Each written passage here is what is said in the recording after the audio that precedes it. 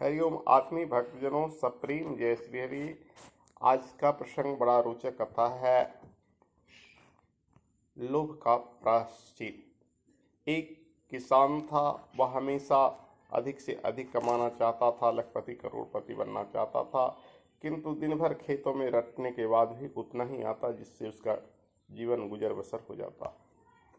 कुछ दिनों के पश्चात उस राज्य के राजा को स्वप्न में सब कुछ पीला पीला दिखाई पड़ा। राजा ने ढिंढोरा पिटवा दिया कि जो कोई मेरे स्वप्न का रहस्य को बताएगा उसे मैं राज की ओर से 1 लाख रुपया पुरस्कार दूंगा, इनाम दूंगा। किसान जाकर 3 रात प्रेतात्मा की साधना किया, तब कहीं जाकर प्रेत प्रकट हुआ और उसने कहा कि जाओ राजा को बताना कि इस बार राज में अकाल पड़ेगा, भयंकर दुर्भिक्ष पड़ेगा। किसान ने जाकर बतला दिया और राजा से 1 लाख रुपए की राशि ले आया, किंतु प्रेत ने कहा था कि आधी राशि मुझे बांट देना, वह नहीं बांट सका। कुछ दिनों के बाद पुनः राजा को स्वप्न में सब कुछ रक्त यानी लाल रंग दिखाई पड़ा। राजा ने ढिढोरा पिटवाया कि इस बार जो कोई बताएगा उसे 1.5 लाख राशि पुरस्कार में यानी इनाम में दूंगा। किसान मन ही मन पछताया, सोचा कि शायद प्रेतात्मा को मैं आधी राशि दे देता तो इस बार 1.5 लाख मिल जाता, लेकिन मैंने गलती किया। जाकर फिर भी साधना की। 3 रात का प्रेतात्मा प्रकट हुआ, उससे क्षमा याचना किया, बोला कि इस बार आप मुझे बता दें, आधी राशि में दे दूंगा। प्रेतात्मा ने बतला दिया कि भयंकर युद्ध होगा, भीषण रक्तपात होगा। किसान जाकर कहा और उसे 1.5 लाख रुपए की राशि मिल गई, लेकिन इस बार भी किसान के मन में लोभ सता दिया। बोला कि प्रेतात्मा मेरा क्या बिगाड़ेगा, उसे तलवार से काट दूंगा। गया तलवार लेकर, लेकिन प्रेत भला तलवार से कटने की कोई चीज है? ज्यों ही तलवार चलाता वो तो अदृश्य शक्ति होता है, वो गायब हो जाए। किसान हार कर चला आया।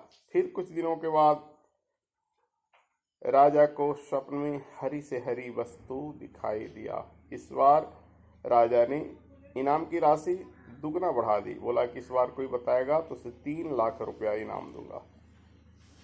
किसान के मन में इस बार पवित्र भाव आए और बोला कि इस बार मैं 1 रुपया भी नहीं रखूंगा और सारी के सारी उस प्रेत को पहुंचा दूंगा, अगर प्रेत मुझ पर प्रसन्न हो।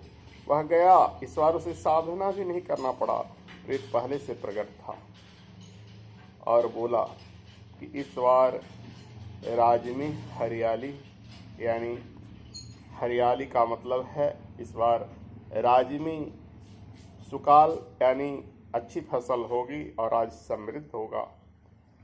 किसान अपना लोभ का प्रायश्चित करते हुए कहा कि मैंने 2 बार आपसे भीषण गलती किया, इस बार मैं सारी रकम आपको दे दूंगा।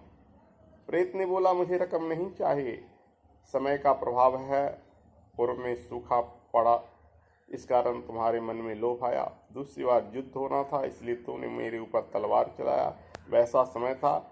इस बार हरियाली यानी सुखी समृद्धि आने वाली है, इसलिए तुम्हारा विचार पवित्र है, तुम्हारी आत्मा पवित्र है, तुम सारे रकम मुझे देने के लिए प्रस्तुत हो, इसलिए इसमें तुम्हारी गलती नहीं है। इस समय अपना चक्र अपना प्रभाव दे रहा है, इस समय का प्रभाव है।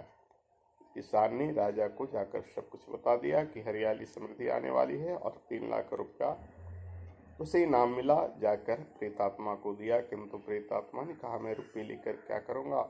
इस समय का प्रभाव है, जो तुम्हारे मन में पवित्र विचार उत्पन्न हुए, ऐसे ही समय समय पर मनुष्य के मन में जो कुछ भी विचार उत्पन्न होते हैं वो सब समय का प्रभाव होता है। तो एक कहानी एक तरह से लोभ का प्रायश्चित भी इसका नाम हो सकता है, और दूसरा समय का प्रभाव। जो उचित हो उसे आप समझें। मैं इस कहानी को समय का प्रभाव ही शीर्षक दे रहा हूँ, और अच्छा लगे तो शेयर करना, लाइक करना, नए हो तो सब्सक्राइब अवश्य करना। हरिओम तत्सत ओम।